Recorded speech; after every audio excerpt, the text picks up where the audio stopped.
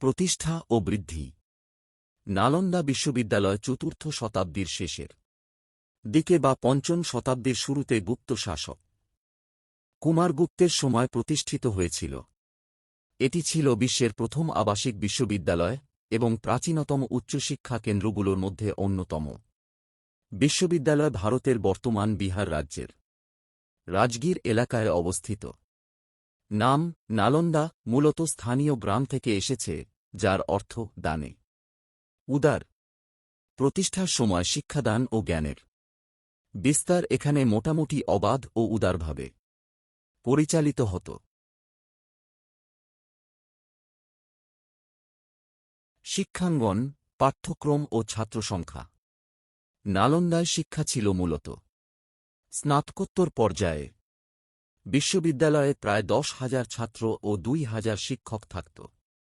শিক্ষার বিষয়গুলোর মধ্যে ছিল বৌদ্ধ ধর্ম ও ধর্মশাস্ত্র, দর্শনশাস্ত্র, জ্যোতির্বিজ্ঞান ও গণিত, চিকিৎসাবিদ্যা ও শরীরতত্ত্ব, সঙ্গীত ও চিত্রকলা, হেতুবিদ্যা ও শব্দবিদ্যা।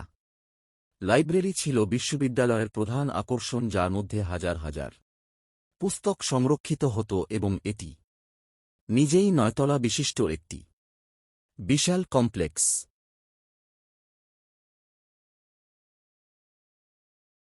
খ্যাতনামা আচার্য ও শিক্ষার্থীরা। নালন্দার সঙ্গে যুক্ত ছিলেন বহু খ্যাতিমান পণ্ডিত।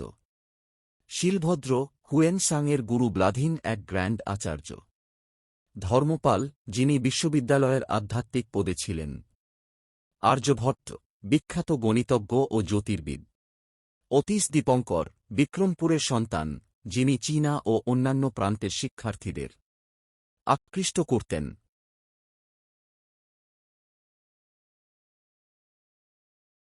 ধ্বংস। নালন্দা বিশ্ববিদ্যালয় তার সর্বাধিক গৌরবের সময় 12 শতকে মুসলিম আক্রমণের কারণে ধ্বংস হয়।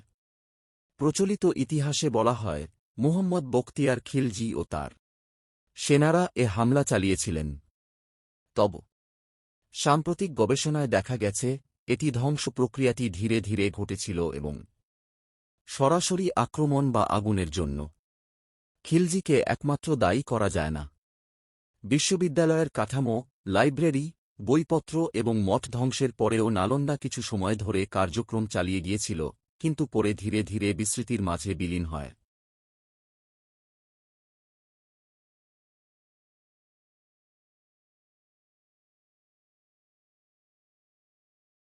আধুনিক পুনঃস্থাপনা। 2007 সালে এশিয়ান দেশগুলোর সমর্থনে নালন্দা বিশ্ববিদ্যালয় পুনরুজ্জীবনের পরিকল্পনা গ্রহণ করা হয়। 2010 সালে আইন দ্বারা পুনঃপ্রতিষ্ঠিত হয়েছে এবং 2014 সাল থেকে প্রথম একাডেমিক অধিবেশন শুরু হয়। নতুন প্রতিষ্ঠিত বিশ্ববিদ্যালয় রাজগীরে 485 একর ক্যাম্পাসে বিস্তৃত এবং এখানে বর্তমানে বিভিন্ন স্কুল ও school of historical studies, ecology, বৌদ্ধ অধ্যয়ন, হিউম্যানিটিজ, ব্যবস্থাপনা ও আন্তর্জাতিক সম্পর্ক সহ শিক্ষাদান করা হয়।